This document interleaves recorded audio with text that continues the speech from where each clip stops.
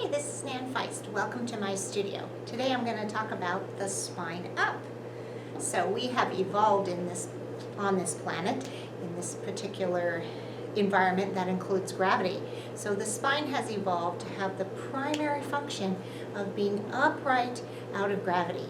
However, sometimes we tend to sort of let go of being active upright out of gravity or suspended upright out of gravity, and instead we kind of just let ourselves go lax and we turn off all of our extra energy and we just kind of fall down into what we call compression mechanics.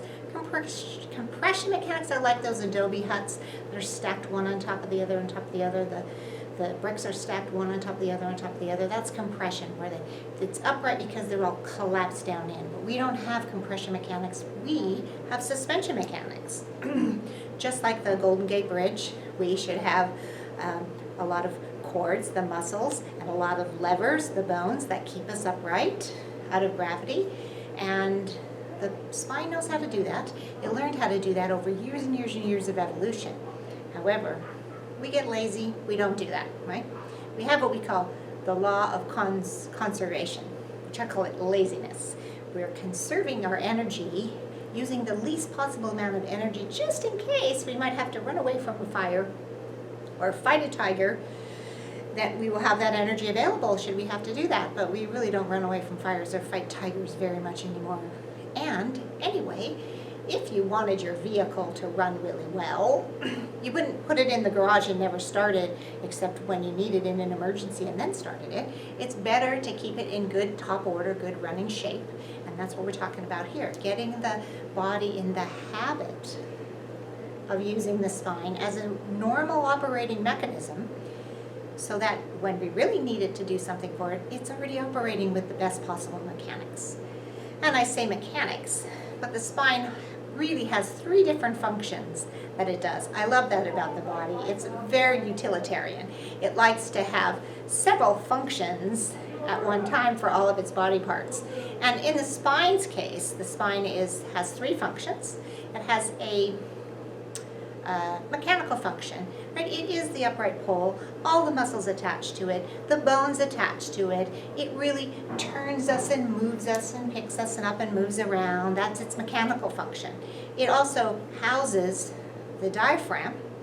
The diaphragm is connected to the lumbar spine and upward into the rib cage, which is connected to the spine. And so by that mechanism of housing the diaphragm, it also has a respiratory function. It also has a sensory function because it houses the spine and all the little nerves that come off the spines and go out and to do different things in different parts of the body. So in movement circles, we really like to use all of those functions together the way they're organized to be in the human body anyway. So when I ask my clients about a spine, what does a spine look like? What does it really look like to you? What is a spine? They really don't think about their spine very much, unless of course it's in pain, right? Or they'll say this particular part of my spine or that particular part of my spine. But they don't really have a very good understanding of their spine. And so I wanted to make this particular video, which is going to have a lecture and a breathing practice to go with it. I'm going to make a secondary video which will have more of an exercise component, but this video is really the lecture part and the breathing meditation part. So when I ask my clients what does a spine look like, here's the answer that I generally get. Right? There's a head and there's a spine. Right? There might be some legs and a feet. That's generally how people think of their spine. Just a straight line like this. That's how they think of their spine. When in actuality, that isn't how the spine is. The spine really has a head, for sure. The spine doesn't have a head, but we have a head. And it has a cervical lordosis that goes like this, a thoracic kyphosis that goes like this, and a lumbar lordosis again that goes like that. It's very groovy. It has this groove to it. It doesn't have this straightness to it. Nothing in the natural world has a straightness to it. Even water will curve and bend around a certain something. And the spine is just that exact same thing. What I unfortunately see is not, and then some people think, well, the legs would come right off of here like this, at a straight angle. Even the legs have this groovy component of coming off this lumbar curve this way, down to the knee, and out to the foot. There's this curve again. There's that curve coming off the psoas. That's for another time to talk about that curve. We're just going to talk about these curves right in here. These primary curves refers to at you as a fetus, right? As a fetus, you're all curved over like this. That's how you're really inside of the womb, and then you're born, and you're still kind of in this kind of position. And your primary curves are your neck and your pelvis, which do this flexion component. They kind of, because they're curled over, they cause this thoracic spine also to have this flexion component. So it's really the thoracic. Down here at the hip and the head, those are all primary curves. The secondary curves are the cervical spine and the lumbar spine.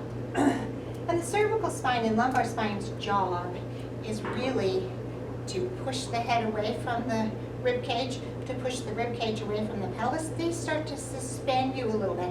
They start to push up like that. You've maybe seen a baby who starts to lift his head and push up.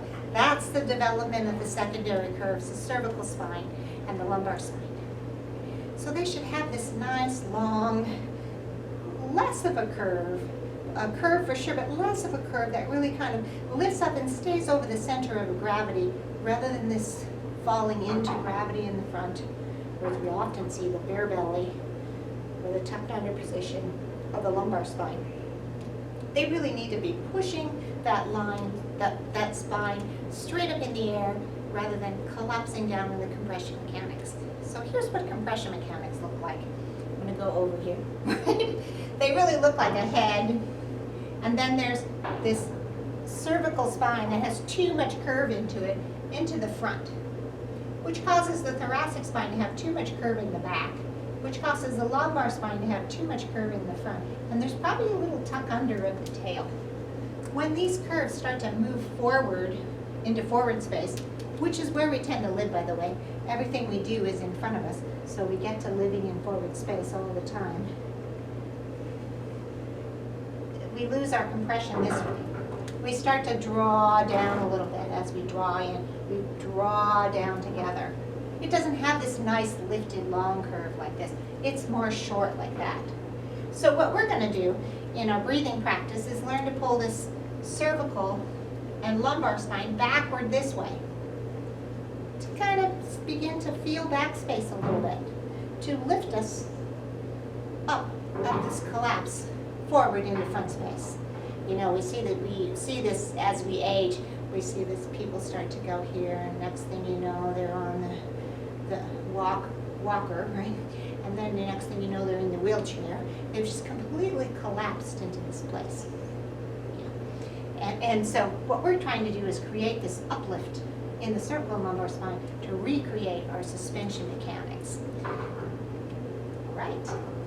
So we're going to do our first little practice of breathing, and we're going to do that lying down, because it's better if we're out of gravity, lying down, doing this practice where we can let these curves kind of begin to feel these curves and let ourselves kind of fall down into gravity. Okay, so now we're going to be doing a lying down breathing meditation to help us get in touch with the sensory, the mechanical, and the breathing function of the lumbar spine. I like to start this breathing meditation laying down, because we're out of gravity a little bit. We're just allowing the spine to fall down into gravity and breathing into gravity. So I do have a couple of heat pads that I use. You really want to have 3 heat pads. You want to have 2 for your lumbar spine. They're going to just fill up this curve or this hole that we have in the lumbar spine right in here. And this other one is going to be for the cervical spine. We're going to put it right up in here. Okay. Recall in the other earlier part that the lumbar and the cervical spines are the secondary curves. and they are really responsible for the suspension or uplift. If, however, you're constantly in gravity in front of you, the cervical spine and the lumbar spine tend to drop downward. We're trying to teach the cervical and lumbar spine to lengthen backward, to push the head away from the rib cage, to push the pelvis away from the rib cage, to give you this suspension idea rather than this loading mechanic. So we're just going to lay down on our back. I have this little pillow here, a posture pillow. Lucky me, I own a posture pillow. But you can just have some kind of pillow that will not only support your head but your neck as well. You can just turn your pillow this way to use it. So I'm going to have one of my heat pads. I have this little bean bag that I've heated up. You could just put rice into a plastic Ziploc bag and slip it into a pillowcase and warm it up. That would work too. You don't want it to get too hot. You want it warm. You don't want it hot. It's going to go behind my cervical spine. I'm going to have these other two same Ziploc bags for under my lumbar spine. The pillows are really to support my legs so that my lumbar spine can flatten as much as it can. So I just simply lay down here with these two behind my back.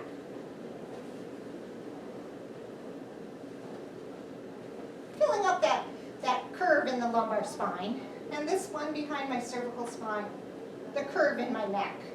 I'm just going to lay here and I'm going to breathe.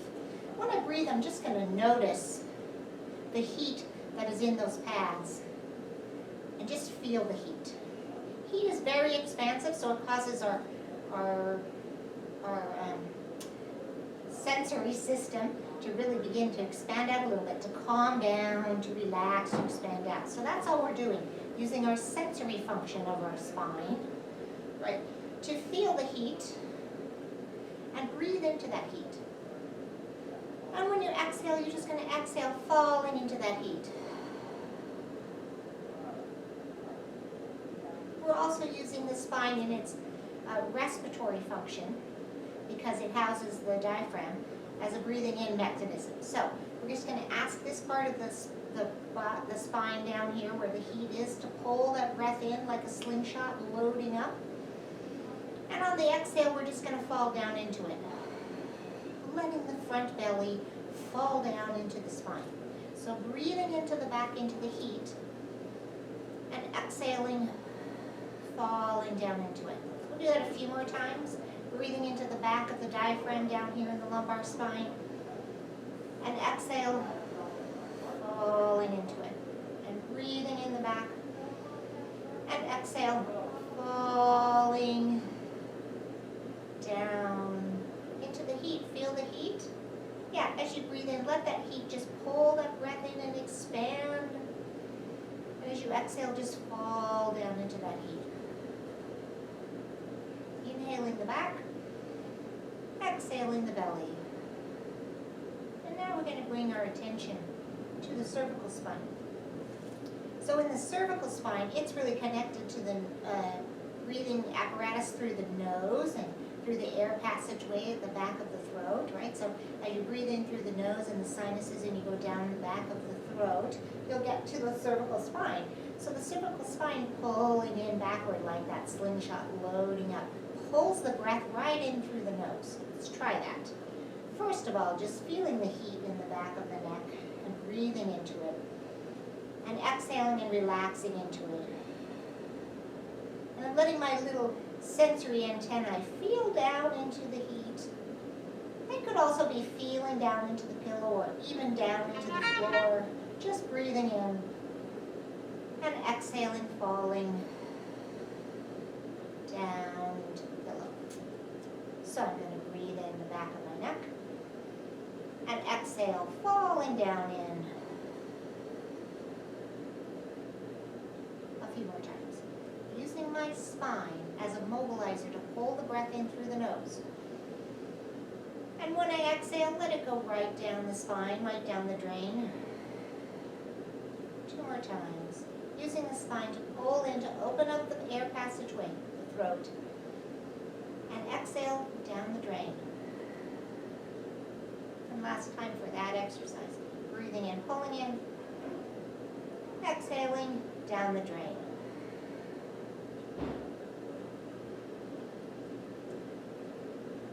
the spine is in charge of being a mobilizer. It's also a stabilizer. That's its automatic function. That's its movement function, to be a mover and a stabilizer. So we breathed in, we pulled backwards to breathe in. That's its mobilizing function. But if the throat shut up, or the cervical spine blows back up as you were exhaling, well, your passageway wouldn't be open anymore. You couldn't exhale very much of your breath. So this time we're going to use that spine not only as a mobilizer to draw the breath in, but as a stabilizer to keep the throat open, feeling down into the heat and into the floor as the breath goes out. So here we go, breathing in, pulling in, mobilizing, and exhale, holding back here as we let the breath go out. Let's breathe in to pull in, and exhale, letting the breath out. And we'll do that one more time.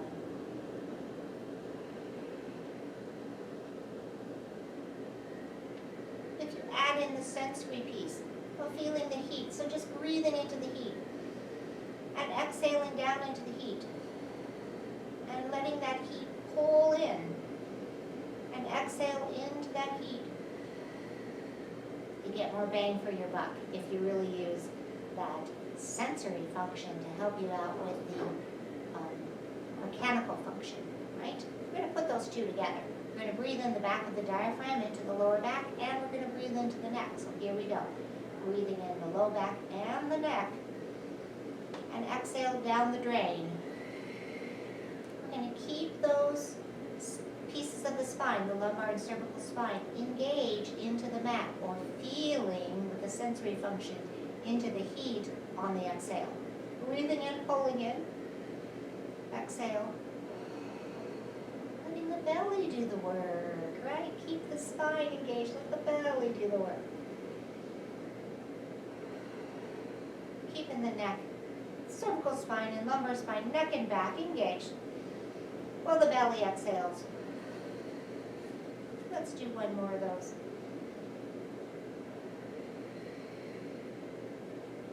So there we've been practicing the mechanical function of the lumbar spine, pulling the breath in as a mobilizer and stabilizing with the exhale. We've also been using the the sensory function of the lumbar and cervical spine, feeling the heat behind us. We've also been using the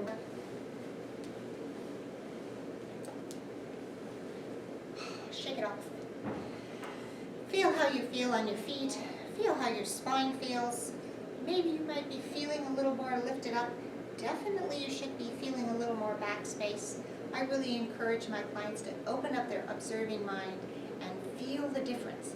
If you don't pay attention and feel the difference, then how will you know what difference that exercise made to your body? And you are sort of trying to get your nervous system to pay attention. You got to take it by the hand, walking across the street. You got to go, look here, nervous system. Look at how that little exercise with the neck really helped our overall posture. So I encourage you to take a walk around the room, feel how different you might feel.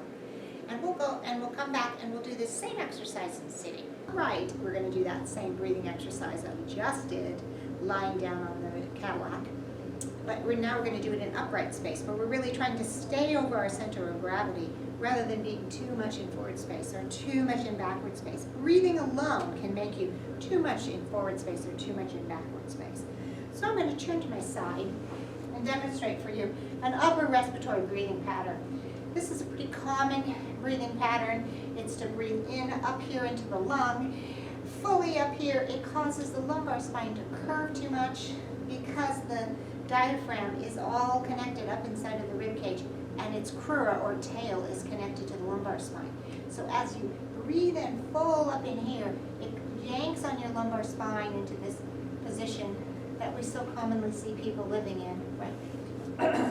However, if you breathe in the crura, which we've been practicing, and we're doing it again now, the back of the diaphragm, and into the back of the lungs and diaphragm. The lungs really are in your back body behind your heart, so don't be breathing into the front of them, causing them to smash your heart. Really open the back space.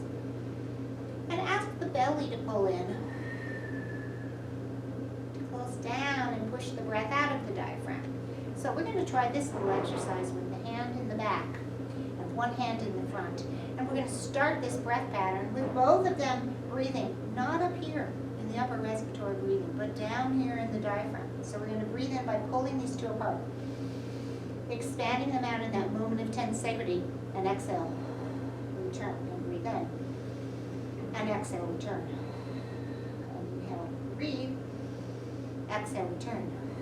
And one more, just pulling apart, like the front back of your belly and your spine could pull that diaphragm open. And exhale, closing it back up. Let's just do the back, right? The back just breathing in, and the belly pulling in to push the breath out. And the back breathing in, and the belly pulling in to push the breath out. Breathe out a little more, and pull that belly in a little deeper. And open that back space a little more. And close that belly in just a little deeper. You're like that sucker fish that is pulling it through and letting it go behind you. It's a one-way pathway. And we'll let that all rest. And we'll do the same thing in the neck. Remember I said in the last video that the sinuses and the nose are connected to the cervical spine. The cervical spine pulling backward this way will pull the breath in through the nose.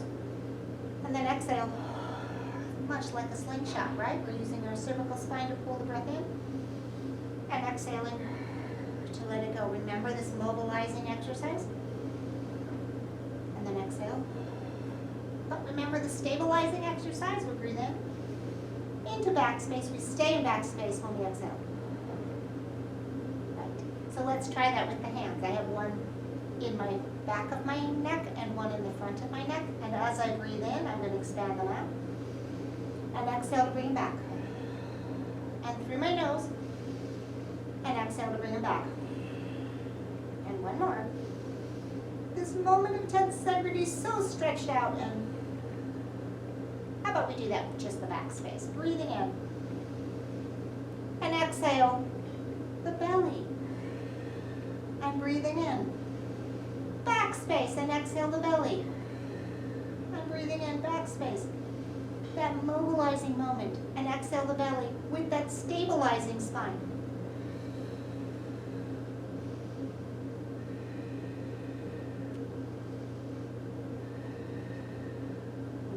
Rest. We're going to do both of those things. No hands. You should have a good feel for this by now. We're going to ask the back space, the lumbar spine and cervical spine, just like we did when we were laying down, moving into the heat. Only we're not going to move into the heat. We're going to move into back space. Just stand for, sit here for a moment and think about the back of your neck and whether it can feel back space. And the back of your lumbar spine and whether it can feel back space. Just that practice of your neck and your lumbar spine, feeling for back space, already begins to pick you up here and bring you up into space orientation, to bring you up into suspension versus they're collapsed down and you're all about being in front space, going forward 500 miles a minute. Okay, so here we go. Diaphragm, back of the neck, pulling the breath in through the nose. In that mobilizing moment and staying back here while we're exhaling the belly. Inhale and pull back. Exhale. Inhale and pull back. Exhale, pull that belly in. We got two more. Exhale. Open up that back space. Pull the belly in. And last one. Add in that little bit of thinking about and feeling for back space, that sensory function, right? So if my eyes in the back of my neck, eyes in the back of my spine, could really be thinking back there, feeling and sensing backward and breathing in. And the belly coming in to exhale me. And reaching out with my sensory system and my breath, and exhale with my belly. Really feel that part of that nervous system come online. And exhale the belly. We are so eye-oriented that we go around following our eyes everywhere we go. We're all in this frontal zone, just going everywhere we can possibly go. But lesser mammals, like dogs, can't do that. They're down here on all fours, right? They can't really lift their head to look up at a passing airplane or something. They can't. All they can do is sense with their nervous system what's behind them, listen with their ears out to the side. We too have that possibility. It's just been recessed in favor of the vision, right? But along with recessing that possibility of opening our sensory nervous system to that space is who knows what else ran on those neural pathways that are closed down now because we never use them. We're just so forward oriented. So my husband always says to me, beware of your surroundings. And I say, yeah, I know. But he's not wrong. Open up your sense to backspace. And just breathing in and opening that possibility up is huge for your nervous system, but it's also good for your posture. We stand up for a minute and we see just possibly how much taller we are, how much more suspended we are. Let's let those hips be free. Let's let those knees be free. Let's just think about our neck and our upper back, feeling for the wall behind us, trying to sense what's going on behind us, and breathing in back there to expand a little bit back there, and exhale, pulling in here to keep us right over our center. We're going to do one more, opening our back sense and closing our front, and feeling how upright and suspended and maybe light that you feel. I'm not going to tell you to feel what you feel. Open your own observing mind and figure out what it is that you feel. Thank you. Have fun with this practice. Don't do it right. Right mind always sneaks in and says, no, you're not doing it right enough. You're not doing it right enough. You need to do it this way. No. Open your observation. Right? Play around with it. Have some fun with it. I like to do that laying down practice at night when I'm in bed. You can just put your pillow right behind here, your hand behind here. You don't need anything as you become more attuned to opening up your awareness, your sensory part of your nervous system. You just feel for the bed. Feel for the floor underneath you. Feel for the center of the earth, perhaps, right? Feel that back space. Open up that sensory piece and breathe into those possibilities.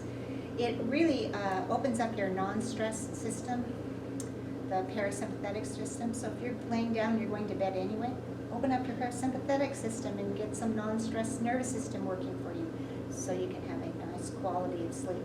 If you practice that regularly, it'll start to balance out your non-stress and your stress system.